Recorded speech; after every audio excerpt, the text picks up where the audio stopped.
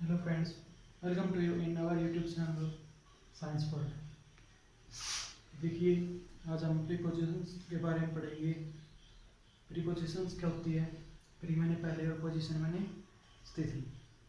तो आइए उससे पहले एक छोटा सा जोक सुन लेते हैं। जब वो हंसती थी, शर्माती थी, तो अपने होठों को बड़ा दबाती थी। जब वो हंसती थी, शर्माती थी, तो अपने होठों को बड़ा दबाती थी। एक दिन अचानक से हंसा और पता चला कि वो तंबाकू खाती थी। तो क्या खाती थी? देखिए, हंसी मजाक तो चलता रहता है। देखिए, हम प्रीपोजिशंस को क्या होता है। प्रीपोजिशंस प्री मैंने होता है पहले, पोजीशन मैंने स्थिति, यानी पहले लगकर जो किसी की पोजीशंस बताएगी। जैसे कि I am writing on the board या I am writing at the board, तो आप कहोगे on the board.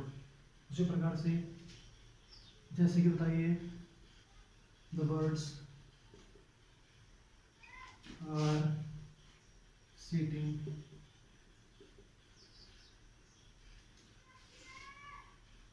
The tree. आप ये बताइए कि जो बर्ड्स है वो किस चीज पर सीटिंग है।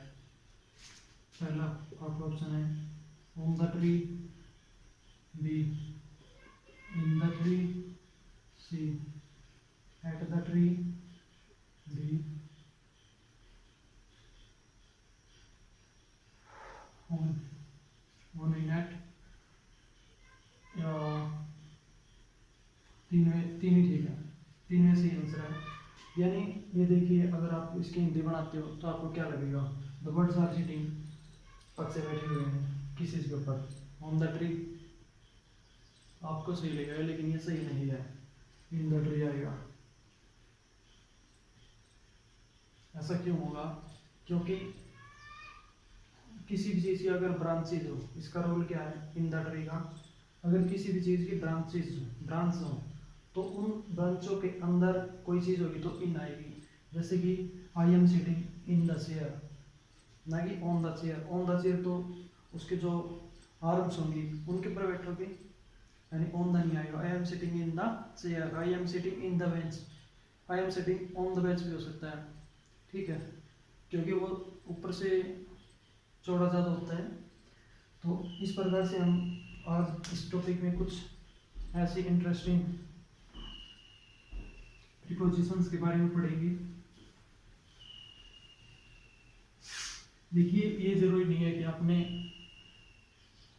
2 घंटे में या 1 घंटे में 100 रूल को याद कर लिया, लेकिन वो कितने टाइम तक याद रहेंगे। इसीलिए कम पढ़ो और उसका लाइफ टाइम ऐसी सोच के साथ याद करो, ऐसे कनेक्ट करके याद करो कि आपको लाइफ टाइम याद रह सके। अगर आपको ये वीडियो अच्छी लगती है तो लाइक शेयर कमेंट जरूर करें। तो ये देखते हैं प्रीपोजिशन में हम पहले मंथ, डेज, टाइम उसके अकॉर्डिंग चलेंगे। जैसे कोई भी अगर आपके पास डे आता है, संडे, संडे के सामने क्या याद करोगे? On Sunday, on Monday, on Tuesday, सुना होगा ना, यानी प्रीपोजिशन क्या होगी? ऑन।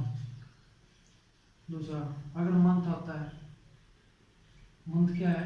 एक ड्यूरेशन है, तो क्या आएगा?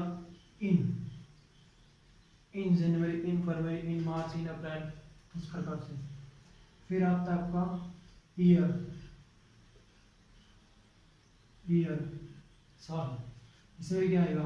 इन, जैसे कि 2020, यानी कोई भी सन है उसके साथ क्या आएगा? इन आएगा।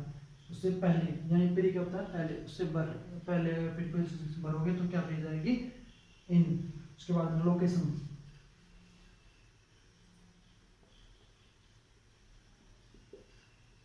लोकेशन, तुम कहाँ पर हो? I am at your door, मैं आपके दरवाजे पर खड़ा हूँ। इसका मतलब वो उसके ऊपर खड़ा है नहीं, वो पोजिशन को बताने के लिए क्या कहना चाह रहा है?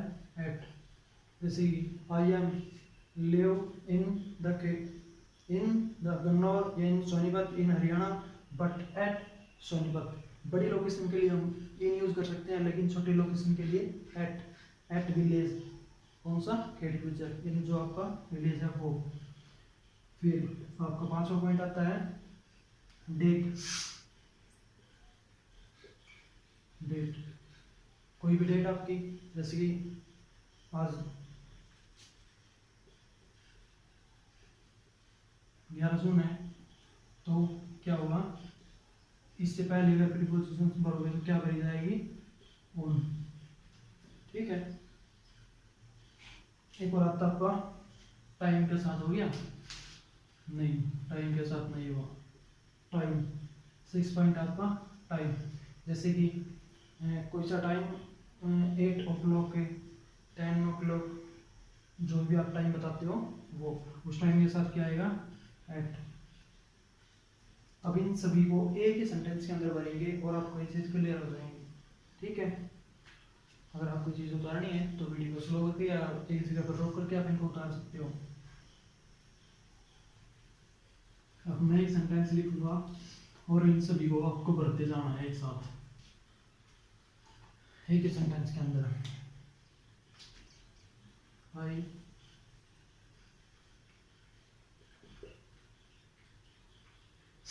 I will meet you.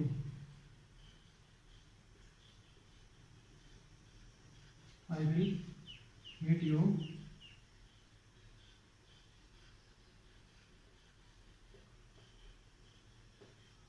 15 अगस्त।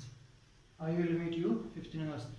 अब 15 है तो यहाँ पर 15 अगस्त है या कोई भी डेट है, मैंने क्या कहा था, तो क्या करोगे, on.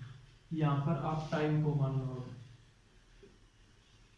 8 O clock, 10 O clock, तो क्या करोगे, क्या बताया था, एट।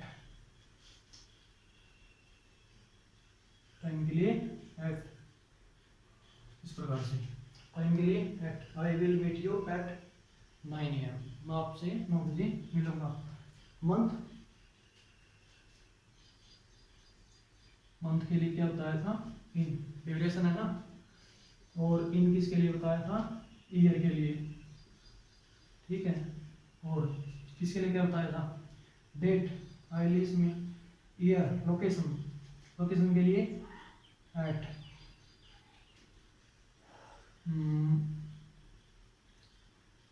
किसी जगह का नाम, जैसे कि हमारा है खेड़ी गुजर, खेड़ी गुजर, और इस प्रकार से। और क्या बच गया आपका, डे हो गया, टाइम हो गया, डे नहीं हुआ। ठीक है। डे पे वैसे क्या था, on. I will meet you on Sunday,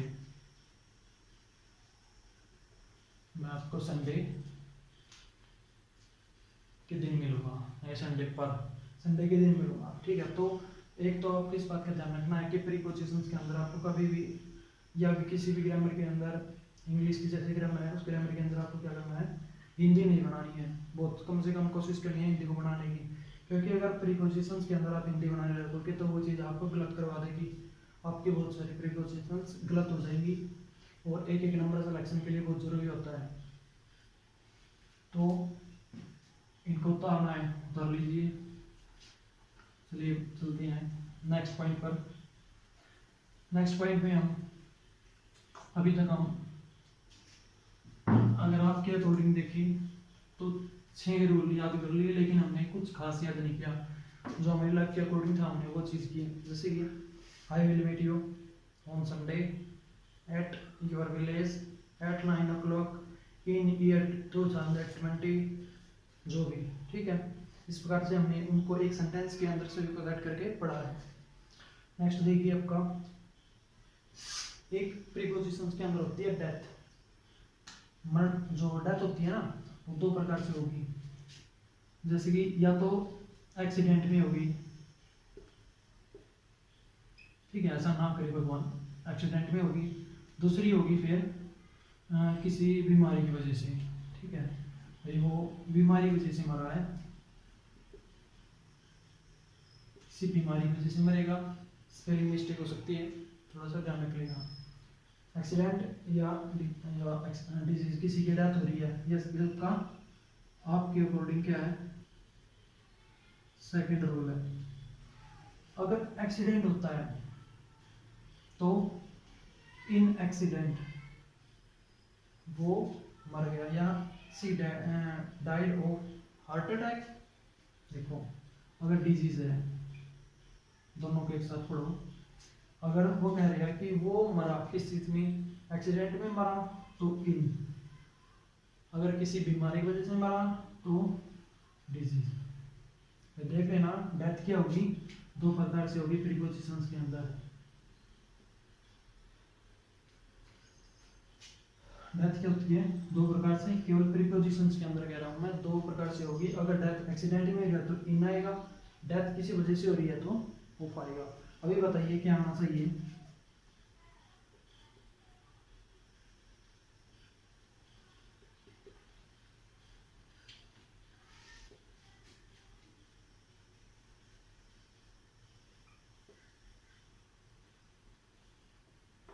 अभी आप सोच के देखो कि डाइड हार्ट अटैक, वो हार्ट अटैक से मरा है। हार्ट अटैक क्या है, डिजीज के अंदर काउंट होता है। तो he died of heart attack, वो हार्ट अटैक से मरा। यानी आपको एक चीज का ध्यान रखना है, अगर प्रीपोजिशंस की बात हो रही है और डेथ की बात हो रही है तो दो प्रकार से होगी, या तो एक्सीडेंट में डेथ होगी या डिजीज में डेथ होगी। एक्सीडेंट में होगी तो इन आएगा, डिजीज की वजह से होगी तो ऑफ आएगा। उसी प्रकार से आपकी नेक्स्ट रूल बदलते हैं। नेक्स्ट रूल क्या कहता है आपका, देखते हैं।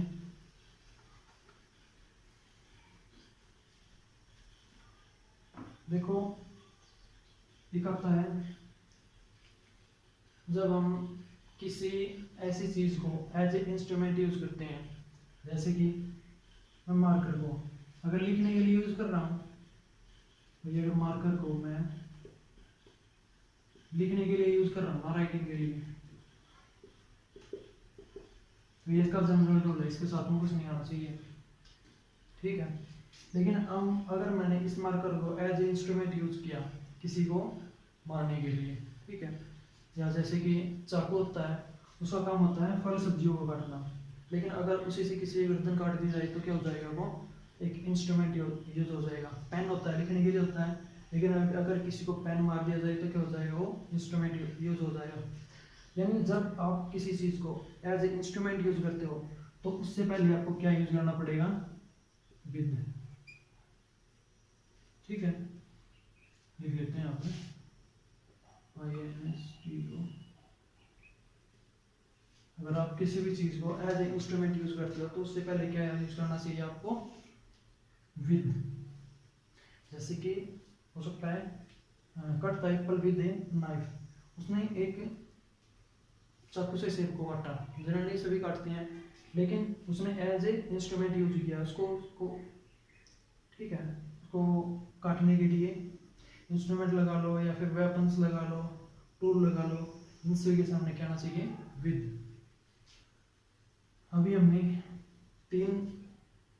10 रूल पढ़े हैं, 6 हमने एक साथ पढ़ी थी जो एक जैसे थे। मैंने डे टाइम ईयर इस प्रकार से आपको समझाया था।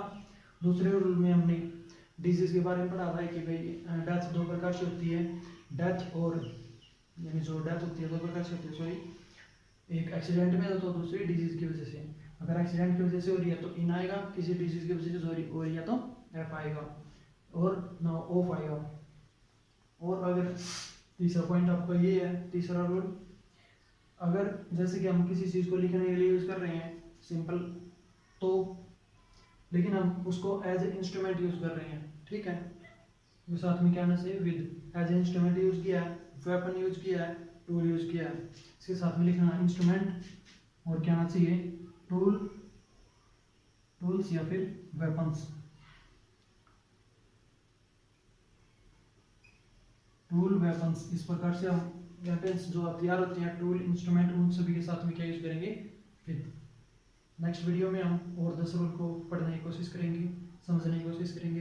अगर आपको ये वीडियो अच्छी लगती है तो इस वीडियो को लाइक शेयर कमेंट जरूर करें।